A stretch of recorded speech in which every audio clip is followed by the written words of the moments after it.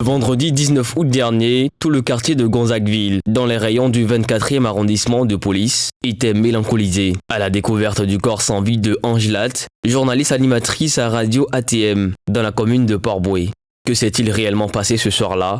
Nous nous sommes rendus le mardi 23 août, dans le quartier de la jeune journaliste pour en savoir plus sur cette mort que tous ici, pas encore prêts à témoigner, à visage découvert, qualifient de tragique.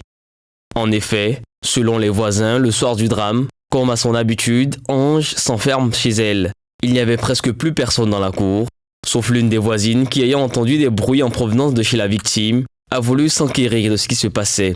Une voix masculine depuis l'intérieur de la petite concession de Ange Latte lui répondit « C'est un problème de couple ». Quelque temps plus tard, aux environs de 20h, le voisinage a constaté quelque chose d'inhabituel, un volume trop élevé de la télévision.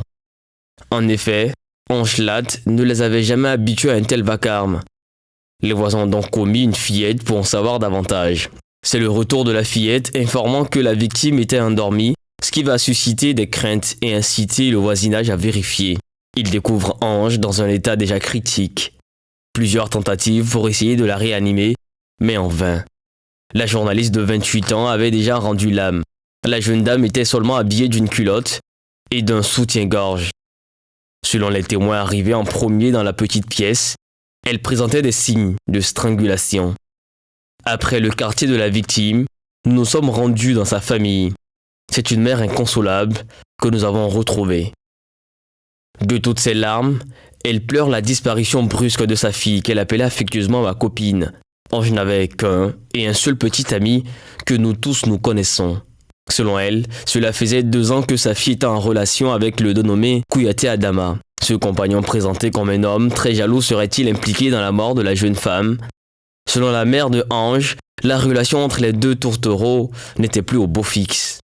Le jour du drame, dans la matinée, alors qu'elle était en réunion de rédaction, Ange reçoit un coup de fil de sa sœur. Les deux jeunes femmes n'ont pas véritablement conversé.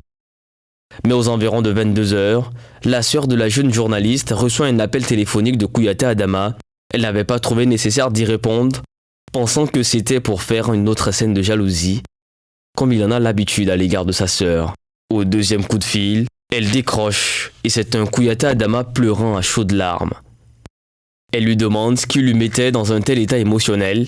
Ce dernier a essayé de la rassurer qu'il n'y avait rien de grave, qu'il appelait juste pour l'inviter le lendemain au domicile de sa sœur. Après avoir raccroché, elle a tenté en vain de joindre Ange Latte pour savoir ce qui se passait. Et le lendemain, elle apprenait que sa jeune sœur a été retrouvée morte au cours de la nuit. Le rôle du compagnon est l'un des aspects troubles de ce drame. Dès la découverte du corps de la jeune femme, les voisins disent avoir tenté d'en informer Kouyaté Adama. Plusieurs appels sur ses téléphones portables ont été voués à l'échec.